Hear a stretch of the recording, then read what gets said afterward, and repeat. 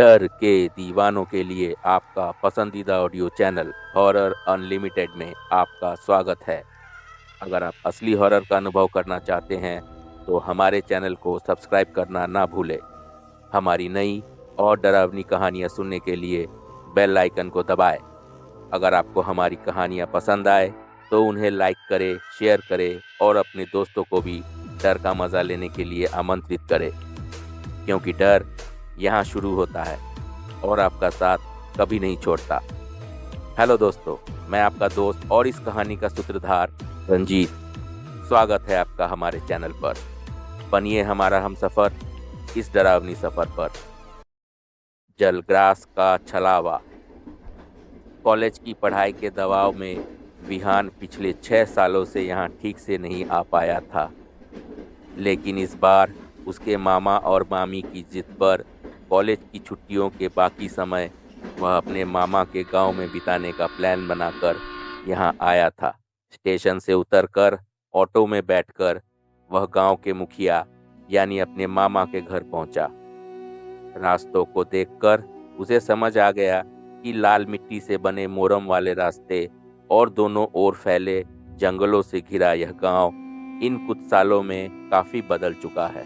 हालांकि समय के साथ सब कुछ बदलता है, पर वह चीज जो नहीं बदलती वह है किसी जगह का इतिहास, चाहे वह गौरवशाली हो या पतन की कहानी। खैर, इन गहरी बातों को छोड़ते हुए हम सीधा कहानी पर लौटते हैं, जहां हमारी कहानी का नायक विहान मामा के घर पहुंचा और वहां बड़े आराम से अपने छुट्टी के दिन बिताने लगा। सुबह देर से उठना, खूब जमकर खाना पीना, नानी के साथ माँ के बचपन की कहानियाँ सुनना और मामी से माँ जैसा स्नेह पाना। कभी मामा के साथ खेतों में जाना, कभी नदी में मछली पकड़ने, तो कभी हाट बाजार घूमने जाना। इस बीच विहान का शौकिया फोटोग्राफी भी चल रहा था। इन सब के अलावा उसका एक नया शौक और बन गया था। हर शाम गांव के बच्चों के साथ जंगल के पास वाले मैदान में फुटबॉल खेलना। उसी आदत के चलते उस दिन दोपहर का खाना खाकर वह लंबी नींद लेकर उठा। जर्सी और जूते पहने वह फुटबॉल खेलने के लिए तैयार हो रहा था। तभी उसके मामा चाय का कप उठाते हुए बोले, भांजे, पिछले कुछ दिनों से अखबार में दिखा रहे हैं कि बंगाल की खाड़ी में चक्रवात बन गया है। तूफान और बारिश की संभावना है। आज यहाँ तेज बारिश आ सकती है। यह तो लोकल टीवी चैनल पर भी दिखा रहे थे। आसमान की हालत देख ही रहे हो और आसपास के हालात को समझ ही रहे हो। आज तुम्हारे खेलने का दिन नहीं है। और हाँ, आज शाम घर में लक्ष्मी पूजन है। अगर बाहर जा ही रहे हो तो समय से जल्दी घर लौट आना। मामा की बातों को अनसुना करते हुए विहान ने हंसते हुए कहा, मामा, तुम भी माँ की तरह हर चीज में रोक टोक मत किया करो। घर पर रहो तो माँ हमेशा ऐसा ही करती है। मुझे तो लग रहा है कि जैसे जैसे उम्र बढ़ रही है तुम भी माँ जैसे ही हो रहे हो। हर चीज में बस नेगेटिव सोचते हो। अगर बारिश आएगी तो क्या होगा? ज्यादा से ज्यादा थोड़ा भीगूंगा। हो सकता है 2-3 दिन के लिए बुखार आ जाए या हाथ पैर में थोड़ा दर्द हो। ये सब तो होम्योपैथी की दवा से ठीक हो जाएगा। तुम ज्यादा मत सोचो और मामी के हाथ की इलायची वाली चाय का मजा लो। मैं बिफोर टाइम लौट आऊंगा। आजकल के लड़कों को ज्यादा रोकने पर वे और ज्यादा जिद्दी हो जाते हैं। यह सोचकर मामा चुप रह गए और इस मौके का फायदा उठाकर विहान मुस्कुराते हुए फुटबॉल लेकर मैदान की ओर निकल पड़ा। बादलों से घिरे मौसम और हल्की हल्की फुहारों के बीच गांव के लड़कों के साथ करीब 1 घंटे तक फुटबॉल खेलने के बाद किशोर कुमार की रिमझिम गिरे सावन गुनगुनाते हुए विहान घर की ओर लौट रहा था। लेकिन रास्ते में ही अचानक जोरदार बारिश शुरू हो गई। आसमान में बादलों की गरज, तेज चमकती बिजली और कभी कभी गड़गड़ाहट के साथ गिरी आकाशीय आवाज ने माहौल को और डरावना बना दिया। विहान ने कुछ कदम आगे बढ़कर एक पेड़ के नीचे खड़े होकर खुद को बारिश से बचाने की कोशिश की, लेकिन ठंडी हवा और लगातार हो रही बारिश में वह ज़्यादा देर तक वहां टिक नहीं पाया। थोड़ी ही दूर पर उसने देखा कि चाय की दुकान का 60 वाट का बल्ब हल्की रोशनी दे रहा है।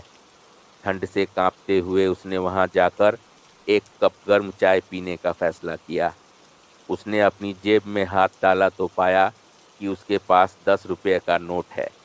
अपनी इस ख्वाहिश को पूरा करने के लिए उसने बारिश की परवाह किए बिना सड़क पार की और चाय की दुकान पर पहुंचकर टीन की छत के नीचे खड़ा हो गया। चाय का ऑर्डर देते ही कुछ मिनटों में उसे गर्म मिट्टी के कप में धुआं उठती चाय मिली। पहली घूंट के साथ उसने सुकून भरी आवाज में कहा, वाह, क्या चाय बनाई है। दूध, चीनी और चाय पत्ती का सही संतुलन। पहली ही चुस्की में ऐसा लगा मानो सारी थकान उतर गई। विहान की तारीफ सुनकर दुकानदार ने हंसते हुए कहा, अरे बाबू, मेरे हाथ की चाय तो तुम्हारे शहर के महंगे कैफे की चाय से भी बेहतर होती है। बारिश अभी भी जारी थी। दुकानदार से बात करते हुए विहान ने दुकान के बाहर लकड़ी की बेंच पर बैठे दो बुजुर्गों की बातचीत में शामिल होने का फैसला किया। हालांकि वह उन्हें ज़्यादा नहीं जानता था, लेकिन कुछ ही पलों में उनसे उसकी अच्छी खासी चर्चा होने लगी। बुजुर्ग पहले राज्य की राजनीति पर चर्चा कर रहे थे, लेकिन फिर अपने किशोरावस्था के रंगीन दिनों की बातों पर आ गए। विहान उनकी कहानियों में खोस आ गया। बातचीत के दौरान उसने जाना कि यह गांव अपने मछली पालन के लिए प्रसिद्ध है। यहाँ के तालाबों से गांव के मछुआरे नज़दीकी हाट और शहरों में मछलियाँ बेचकर अपनी जीविका चलाते हैं। इन बुजुर्गों ने बताया कि गांव के जंगल वाले मैदान के पास एक तालाब है, जो पहले रोहू और सुरमई मछलियों के लिए मशहूर था। वे मछलियाँ 10 से 12 किलो तक की होती थी, लेकिन अब वह तालाब कई सालों से सार्वजनिक उपयोग के लिए बंद है। विहान ने यह भी सुना कि आज भी गांव वाले वहां से मछलियों की पूंछ पटकने की आवाज़ें साफ साफ सुनते हैं। बुजुर्गों ने यह भी बताया कि उस तालाब को जलकैदी या जलग्रास जैसी रहस्यमयी आत्माओं ने घेर कर रखा है। कुछ साल पहले वहां मछली पकड़ने गए एक लड़के की डूबकर मौत हो गई। तभी से लोग वहां जाने से डरते हैं। यहाँ तक कि दिन में भी गांव वाले उस तालाब के पास जाने की हिम्मत नहीं करते। कहा जाता है कि एक रहस्यमय आत्मा हर रात जागकर तालाब की मछलियों को पकड़कर खा जाती है। इन सब के बावजूद वह तालाब मछलियों से खाली नहीं हुआ। विहान को यह बात और भी रोमांचक लगी। बचपन से ही जो चीज़ उसे मना की जाती, वह उसे करने में ज़्यादा दिलचस्पी लेता। मछलियाँ पकड़ने की इसकी इच्छा भी कम नहीं थी। इसलिए यह सब सुनने के बाद उसके चेहरे पर एक अजीब सी खुशी की चमक आई। ज़्यादा समय गंवाए बिना वह बारिश में भीगते भीगते मामा के घर की ओर दौड़ पड़ा। उसने मन ही मन फैसला किया, आज रात जब घर के सारे लोग सो जाएंगे, वह किसी भी हालत में उस तालाब के पास जाएगा और मछलियाँ पकड़ने की कोशिश करेगा। बारिश के मौसम में लक्ष्मी पूजा की रात थी। घर में बने सुगंधित चावल, मूंग दाल की खिचड़ी, आलू की भुजिया, चटनी और मिठाई खाकर विहान ने जमकर दावत उड़ाई। फिर वह अपने घर के ऊपर वाले कमरे में सोने चला गया। जैसे जैसे रात गहराती गई, वैसे ही जंगल और गांव के चारों ओर सन्नाटा बढ़ने लगा। विहान ने अपनी खिड़की खोलकर बगल के तालाब की तरफ टॉर्च की रोशनी फेंकी और देखा कि बारिश अब लगभग रुक चुकी है। उसका रात भर मछली पकड़ने का प्लान अब पक्का हो चुका था। ज्यादा वक्त बर्बाद किए बिना वह चुपके चुपके नीचे उतर आया। उसने देखा कि मामा मामी और नानी सब अंदर से दरवाजा बंद कर गहरी नींद में सो रहे हैं। कुएं के पास वाले कमरे से वह धीरे से दरवाजा खोलकर अपनी साइकिल निकाल लाया। साइकिल के साथ उसने फिशिंग रॉड, टॉर्च, मछलियों का चारा, एक बड़ा प्लास्टिक बैग, एक चाकू और पॉलीथीन का तिरपाल लिया। सब सामान को ठीक से जमाने के बाद उसने ग्रिल पर टंगी मामा की आधी गीली रेनकोट को पहन लिया और साइकिल के पैडल मारते हुए उस रहस्यमय तालाब की ओर चल निकला। रास्ता बिल्कुल सुनसान था। साइकिल चलाते हुए विहान के मन में कई पुराने ख्याल उमड़ने लगे। उसे याद आया कि उसने कभी किसी भूतिया जगह पर अकेले जाने की हिम्मत नहीं की थी। उसने अपने दोस्तों के साथ हेस्टिंग्स हाउस जाने की योजना याद आई। उस वक्त उसके दादाजी ने उसे बताया था कि हेस्टिंग्स हाउस में आज भी घोड़े दौड़ाने और खुद वारेन हेस्टिंग के आत्मा के आने की कहानियां प्रचलित है। लेकिन उसके दोस्त रवि की बचकानी हरकतों ने वो प्लान चौपट कर दिया। यादों में खोए हुए डर और उत्साह के मिश्रण के साथ विहान आखिरकार खेतों को पार करता हुआ उस रहस्यमयी तालाब के पास पहुंच गया। यह पूर्णिमा की रात थी। चांद की रोशनी में तालाब का पानी झिलमिला रहा था। ऐसा लग रहा था जैसे किसी ने तालाब पर मोती बिखेर दी हो। विहान ने अपनी साइकिल स्टैंड पर खड़ी की और टॉर्च जलाकर चारों ओर का जायजा लिया। उसने यह सुनिश्चित किया कि आसपास कोई और तो नहीं है। उसने तिरपाल बिछाया और वहां बैठकर मछली पकड़ने की तैयारी शुरू की। उसने चारा मछली पकड़ने वाले कांटे पर लगाया और तालाब में डाल दिया। फिर मछलियों को आकर्षित करने के लिए उसने तालाब में भी चारा फेंक दिया। विहान के मन में शंका थी कि चाय की दुकान में जल पिशाच की जो कहानियां उसने सुनी थी वे शायद महज अफवाह थी। उसे शक था कि हो सकता है यह अफवाह गांव वालों ने इस तालाब को बचाने के लिए फैलाई हो, ताकि कोई बाहरी व्यक्ति यहां आकर मछलियां न चुरा सके। वह सोचने लगा, अगर कोई गांव का लड़का मुझे यहां देख ले तो वे मुझे चोर समझकर पूरे गांव के सामने बेइज्जत करेंगे। अगर इस बार किसी ने देख लिया तो शायद मेरा गांव में जीना मुश्किल हो जाएगा। यह सोचते हुए विहान ने खुद को शांत करने की कोशिश की। उसने देखा कि तालाब का पानी बिल्कुल शांत था। मछलियों की कोई हलचल नहीं हो रही थी। उसे याद आया कि उस आदमी ने कहा था कि तालाब में मछलियों की इतनी भरमार है कि चारा डालते ही पानी में हलचल मच जाती है। लेकिन यहाँ ऐसा कुछ भी नहीं था। थोड़ा परेशान होकर विहान ने खुद से कहा, यह गांव वालों की बनाई हुई कहानियों से ज्यादा कुछ नहीं है। इतनी देर हो गई लेकिन यहाँ एक छोटी मछली भी नजर नहीं आई, और यहाँ के लोग कहते हैं कि तालाब में 10 से 12 किलो की रोहू और सुरमई मछलियाँ हैं। लगता है मुझे मच्छरों के काटने के लिए ही यहाँ बैठना पड़ेगा। पूरी रात मछलियाँ नहीं दिखी, ये तो समझ में आता है, लेकिन वह जल पिशाच भी कहाँ है, उसका भी तो कोई अता पता नहीं। मूर्ख लोग अफवाहों पर यकीन करके डर से मरे जा रहे हैं, और मैं दूसरा मूर्ख चाय की दुकान पर उनकी बातें सुनकर अपनी रात की नींद खराब करके यहाँ आने की गलती कर बैठा। ये सारा प्लान तो पानी में ही चला गया। विहान अपनी असफलता और हताशा को खुद से बड़बड़ाते हुए एक बार फिर से प्लास्टिक की थैली में हाथ डालकर और चारा निकालकर तालाब में फेंकता है। इस बार उसे निराश नहीं होना पड़ा। अचानक उसकी फिशिंग रॉड हिलने लगी और पानी में हलचल मच गई। यह देखकर विहान के चेहरे पर खुशी की लहर दौड़ आई। वह उत्साह से चिल्लाया, आखिरकार काम बन गया। अब तो मछलियां जरूर फंसेगी। मैं बेवजह शक कर रहा था। कहते हैं ना कि सब्र का फल मीठा होता है। बस थोड़ी और मेहनत कर लूं, अब तो पूरा बैग भरकर ही घर लौटूंगा। मामा भले ही थोड़ा डांटे, लेकिन मामी को मना ही लूंगा, फिर तो सब सेट। यह सब सोचते हुए फिशिंग रॉड को वापस तालाब में वह डालने लगा। तभी उसने महसूस किया कि रॉड में जोर सा झटका आया। यह झटका इतना मजबूत था जैसे किसी भारी चीज ने उसे खींच लिया हो। विहान खुशी से उछल पड़ा। ओहो, ये तो बड़ी मछली है। लगता है 10-12 किलो की रोहू मछली फंस गई है। पहली बार मछली पकड़ने आया और ऐसी बड़ी मछली हाथ लग गई। वाह, लगता है मेरे हाथों में जादू है। वह जोर लगाकर फिशिंग रॉड को खींचने लगा, लेकिन जब उसने रॉड बाहर निकाली तो उसे कुछ नहीं मिला। पूरी रॉड खाली थी।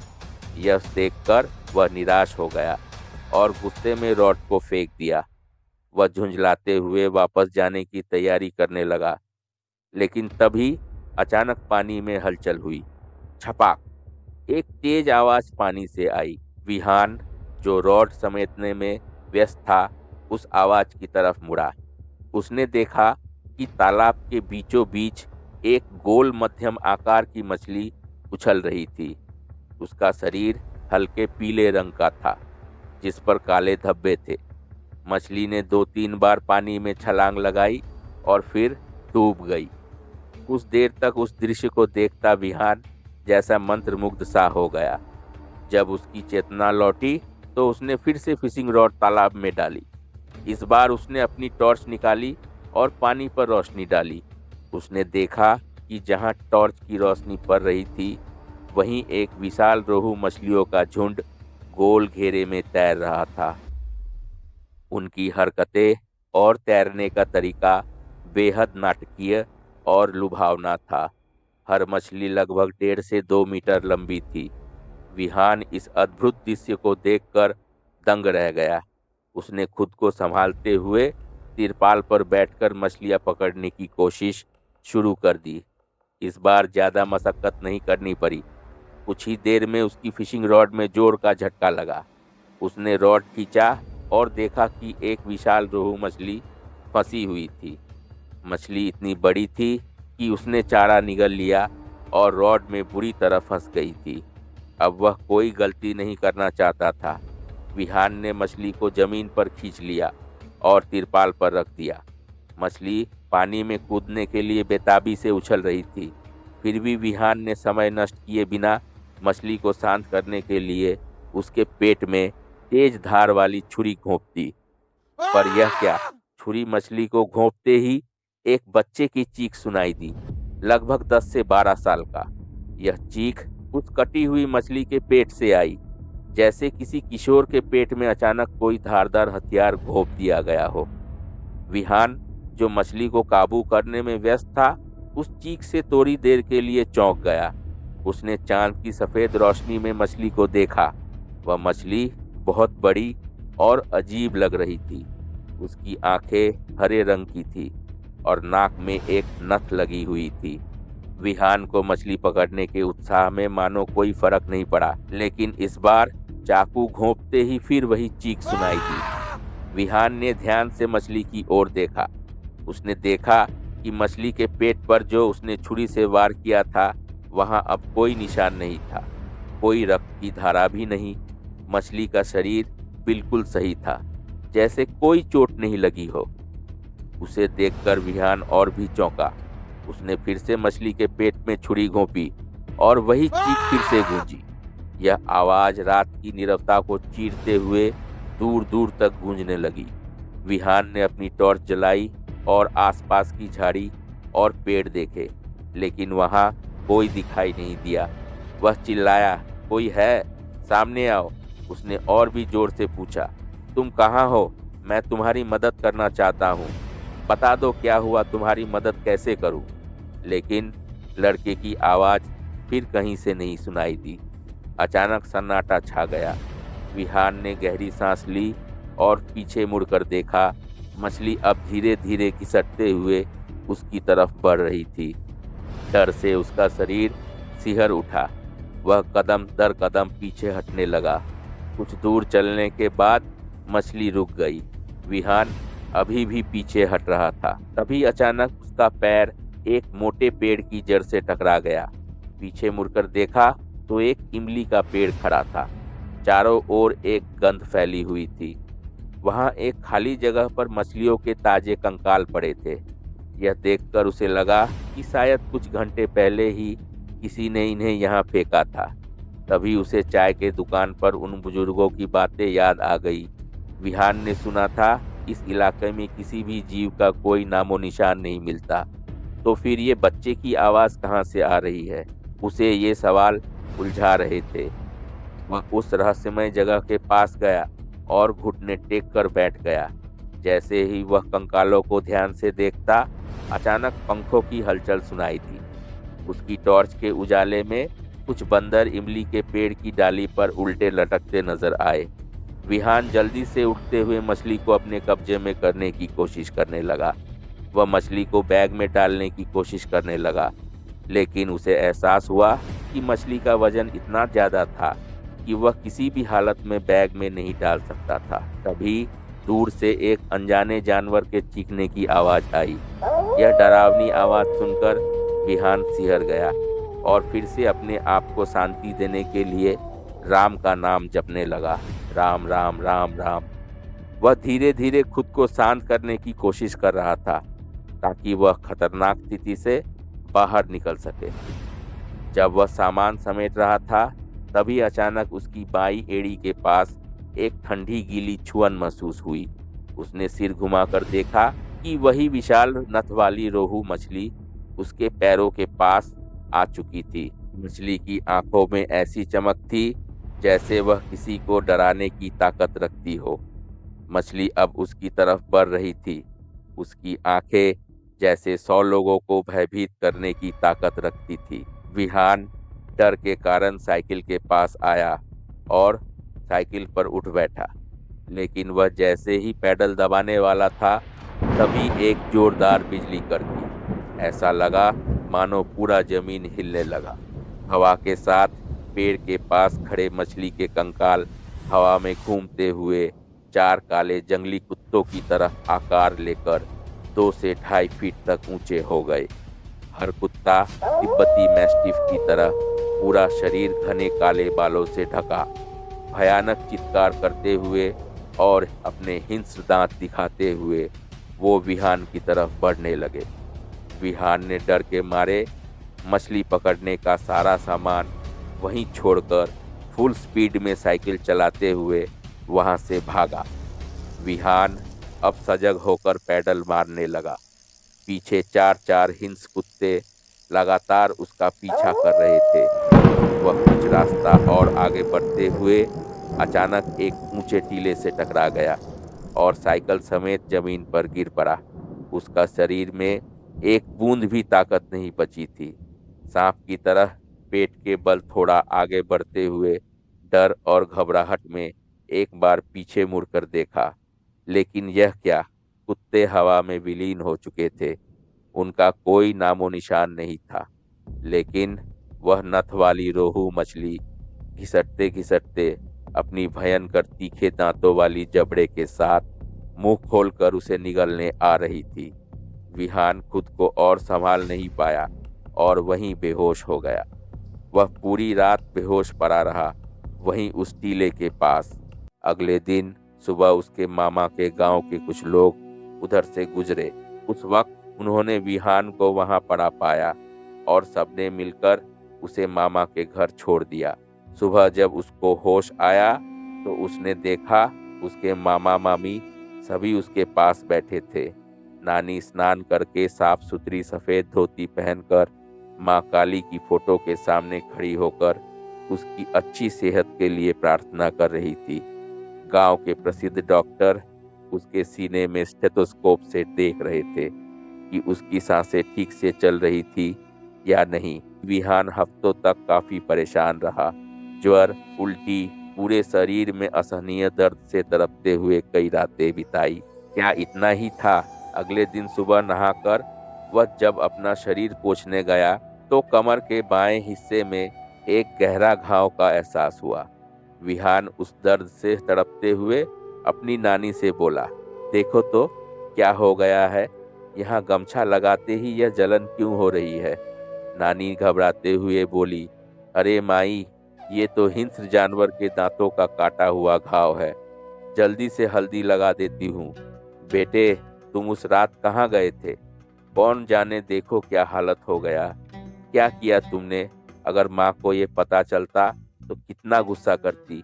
महंगा इलाज हो या घरेलू उपाय, विहान के लिए सभी कोशिशें नाकाम हो रही थी। दिन ब दिन कुछ भी असर नहीं हो रहा था। फिर उसकी नानी काफी चिंतित होकर अपने बेटे को बुलाकर बोली, सुन, मुझे लगता है कि विहान पर किसी जिन्न का असर हुआ है। वह तो रात भर उस टीले के पास पड़ा था, कुछ ना कुछ तो साया जरूर हुआ होगा। तू एक बार अनवर मियाँ को बुला कर देख, वह आकर कुछ उपाय करे। ये डॉक्टर तो कमबख्त कुछ नहीं कर पाए। वह समझ गई थी कि क्या करना चाहिए। फिर अनवर मियाँ वहां आए और काफी देर तक जांच पड़ताल करने के बाद उन्होंने यह पाया कि विहान पर किसी बुरे पिशाच का असर है। उसे ठीक करने के लिए उन्होंने कुछ जड़ी पानी में उबाल कर देने का उपाय बताया और कुछ मंत्र उच्चारण किए। फिर नानी को एक ताबीज दी जो विहान को पहनने के लिए कहा गया और उसकी मामी को यह निर्देश दिया गया कि अगले 10 दिन विहान पर थोड़ा नजर रखे और बाहर कहीं जाने न दे। अनवर मियाँ की बातों के मुताबिक विहान 6 दिन के भीतर ही पूरी तरह से स्वस्थ हो जाता है। हाथ से महसूस करता है तो कमर के ऊपर का घाव भी लगभग सूख चुका है और वह यह महसूस करता है उसकी शारीरिक ताकत भी पहले जैसी वापस आ रही है। उसकी मामी और मामा ने तय किया कि जब वह पूरी तरह से ठीक हो जाएगा तब विहान को घर भेज दिया जाएगा। अब धीरे धीरे विहान स्वस्थ होने लगा, लेकिन कभी कभी वह रात में एक खतरनाक सपना देखता था। वह चिल्लाता हुआ बिस्तर से उठकर बोलता था, तुम कौन हो? तुम वहां मत जाओ, गिर जाओगे। इधर आओ, उठो, इधर आओ, मेरा हाथ पकड़ो, इधर आओ, क्या हो रहा है? विहान के मामा ने इन सब बातों को रात और भ्रम का बकवास मानकर नजरअंदाज किया, लेकिन सपने का असर विहान के दिमाग से जा ही नहीं रहा था, बल्कि उसके अवचेतन मन में उस तालाब के पास जाने की भावना और भी तेज हो रही थी। हालांकि वह किसी से यह बात नहीं बताता है। कुछ दिन बाद वह थोड़ा ठीक हो गया। फिर अनवर मियाँ की बात को न मानते हुए उत्साह में वह एक बार फिर उसी तालाब में जाने की तैयारी करने लगा, लेकिन इस बार मछली पकड़ने के लिए नहीं, बल्कि उस तालाब के रहस्य को जानने के लिए। रात के अंधेरे में वह अकेले वहां जाना चाहता था। फिर एक रात जब घर के सभी लोग सो गए, विहान चुपके से कुएं के पास से अपनी साइकिल निकालता है और दरवाजे को हल्का सा खोलकर पैरों से पैडल मारता हुआ धीरे धीरे तालाब की ओर बढ़ने लगता है। वैसे आज रात चांद आसमान में नहीं था और उसे ऐसा महसूस हुआ जैसे घना अंधेरा उसे घेरे हुए था, जैसे वह गांव किसी दैत्य की तरह उसे निगलने आ रहा हो। घर से निकलते समय यदि कोई परेशानी आ जाए तो अनवर मियाँ दिया हुआ वह ताबीज भी साथ लेकर वह निकल पड़ा। विहान यह जानता था कि कभी भी परेशानी बिना बताए नहीं आती और अगर किस्मत में दुख हो तो फिर कोई कुछ नहीं कर सकता। लक्ष्मी पूजा के दिन चाय की दुकान पर उस दो बुजुर्गों ने जो कहा था, अब वह विहान को सही लग रहा था। अब उसे यह पूरा यकीन हो गया था कि उस जलाशय में कुछ अजीब था, क्योंकि पिछली बार उसने मछली पकड़ने का सारा सामान जिस तरह वहां छोड़ा था, वह अब भी इतने दिनों बाद वापस आकर उसे वैसे का वैसा ही पाता है। यह दृश्य देखकर विहान अपने आप में सोचने लगा, क्या सच में यह तालाब इतना भयानक है? इस पूरे वक्त में कोई भी आदमी यहाँ इस तरफ नहीं आया। उस दिन जब मैंने उस बच्चे की आवाज सुनी थी और 4 जंगली कुत्तों को देखा था, वे कहाँ गए? उनके पैरों के निशान कहाँ चले गए? इतने अजीब ख्यालों में खोते हुए वह उसी उंगली के पेड़ के तरफ कुछ कदम बढ़ाता है। तभी तालाब के पास झाड़ियों से एक तेज आवाज आई। अंधेरे में चारों तरफ वह ठीक से देख नहीं पा रहा था, तो विहान ने माटी से टॉर्च उठाई और उसे जलाकर चारों तरफ घुमाया। फिर देखा कि कहीं भी कोई भी जीव नहीं है। वह यह सब अपनी गलती समझते हुए आगे बढ़ा और धीरे धीरे पेड़ की पत्तियों के ऊपर से चलते हुए अंधेरे की परत को हटाते हुए आगे बढ़ने लगा। इमली के पेड़ के नीचे पहुंचते ही वह किसी चीज से टकरा गया और गिर पड़ा। खुद को संभालते हुए जैसे ही विहान ने टॉर्च जलाई, एक डरावनी चीख के साथ वह कूद कर उठ खड़ा हुआ। तुम कौन हो?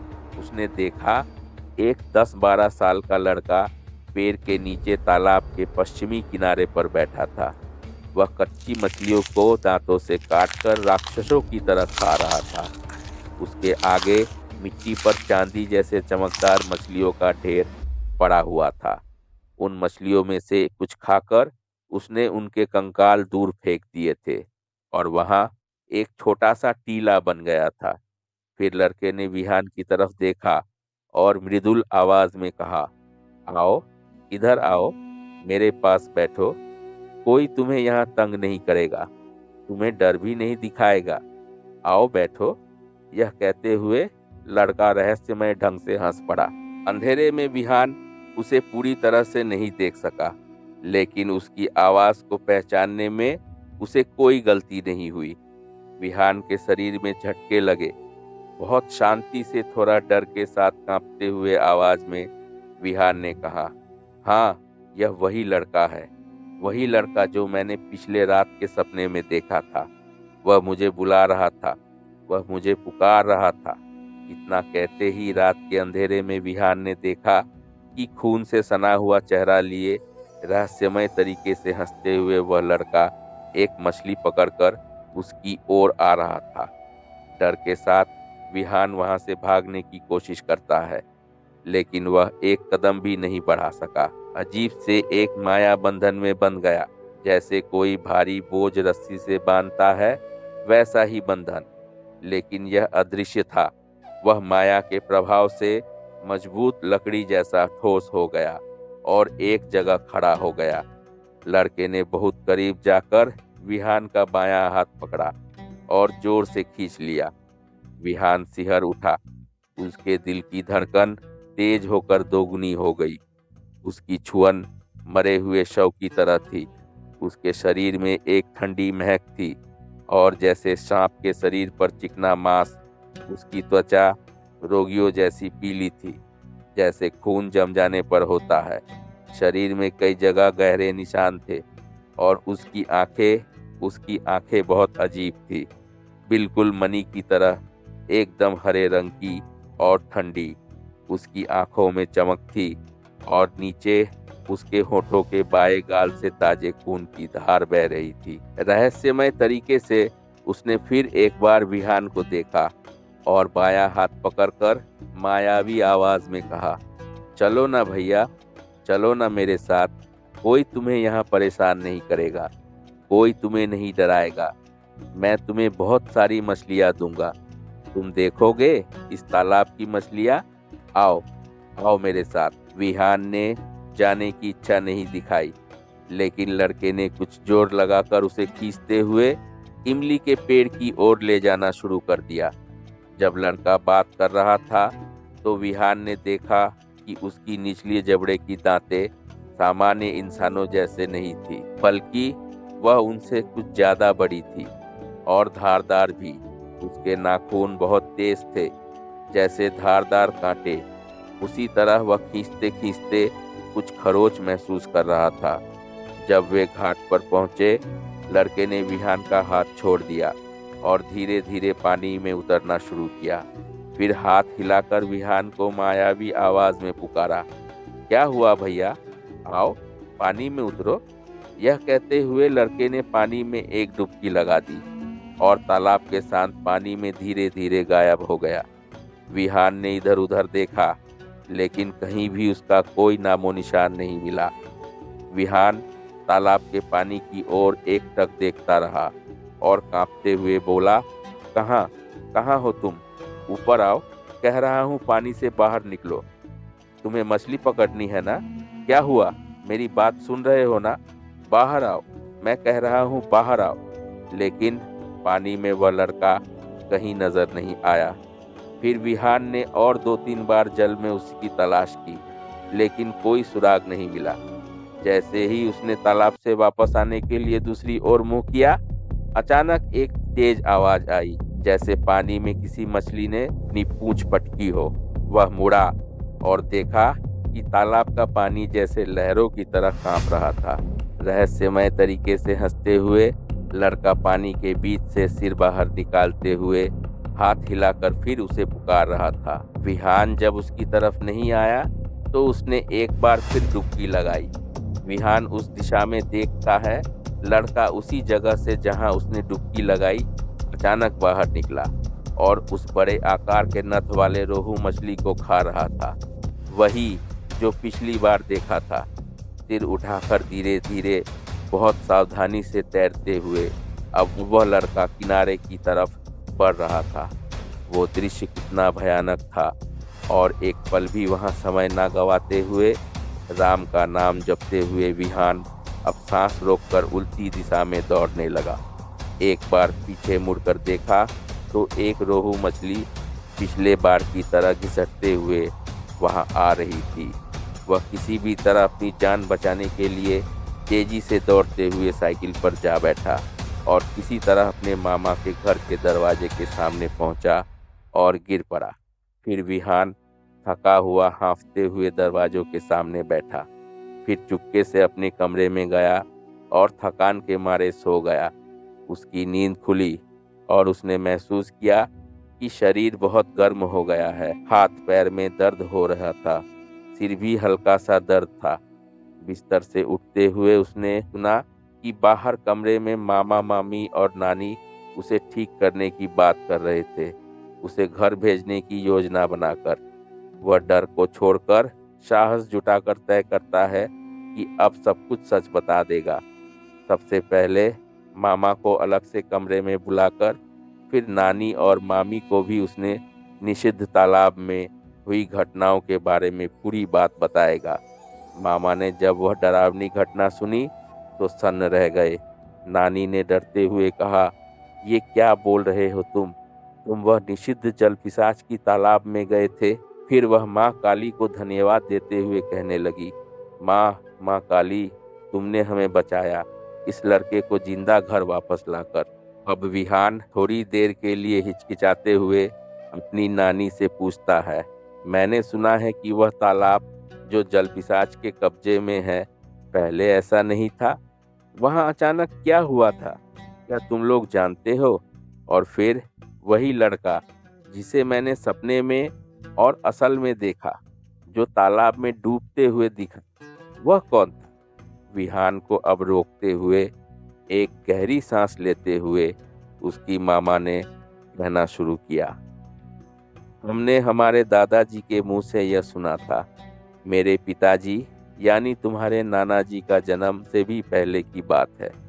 हमारे गांव का मछुआरा अधीर उस तालाब में मछली पकड़ने गया, वहीं जल में डूबकर उसकी मौत हो गई। फिर अधीर का बेटा कमल, जो बचपन से ही मछली पकड़ने में माहिर था, जब उसकी उम्र लगभग 10-12 साल की थी, एक दिन बिना किसी को बताए मछली पकड़ने के जुनून में उसी तालाब में गया। उस समय उस तालाब में बड़े रोहू और सुरमई मछलियों का पालन होता था। कमल ने उस रात भारी बारिश में एक बड़ी रोहू मछली पकड़ी थी, लेकिन मछली को खींचते समय फिशिंग लाइन उसके पैरों में उलझ गए और उसे खींचते हुए तालाब के पश्चिमी घाट पर ले गए। फिर अचानक उसके पैर फिसल गए और फिसलकर वह पानी में गिर गया। उस रात उस तालाब में डूबने के कारण उसकी मौत हो गई थी। गांव वालों का कहना है कि कमल अब जल पिशाच में परिणत हो चुका है। बाद में गांव के बहुत से लोगों ने उसे वहां देखा। वो जल पिशाच किसी को भी वहां रात में जाने नहीं देता। अगर कोई साहस करता और रात में वहां जाता तो वह उसे निर्दयता से डुबोकर मार देता। 5 या 6 साल पहले हमारे गांव में एक लड़के ने साहस करके रात को उस तालाब में मछली पकड़ने जाने की कोशिश की थी और उसी जल में डूबकर उसकी मौत हो गई थी। तभी से तो वह तालाब बिल्कुल निषिद्ध हो गया था। यह कहानी हमारे जन्म से बहुत पहले की है। हमने कभी भी भूलकर उस झील की तरफ कदम नहीं रखा, लेकिन ध्यान रखना, कभी ऐसा और कोई गलती मत करना। हमारे लिए तेरा जीवन सबसे ज़्यादा अहम है। यहाँ रहते हुए अगर तुझे कुछ हो गया तो मैं खुद को कभी माफ़ नहीं कर पाऊँगा। मैंने दीदी को फ़ोन करके सब बता दिया है। आज तेरे माँ बाबा आ रहे हैं तुझे लेने। अगर तू ठीक से घर पहुँच गया तो मैं थोड़ा शांति से यहाँ रह पाऊँगा। फिर वह एक लंबी सांस लेकर कमरे से बाहर आ गए। विहान ने यह सारी कहानी सुनने के बाद कमल के लिए दुख महसूस किया और थोड़ी देर के लिए उदास हो गया। फिर उसने मन ही मन कमल को उसे ना मारने के लिए धन्यवाद दिया और उसकी आत्मा की शांति के लिए प्रार्थना की। समाप्त। दोस्तों, कहानी अगर अच्छी लगी हो तो प्लीज़ कहानी को लाइक करें और चैनल को सब्सक्राइब करें। धन्यवाद।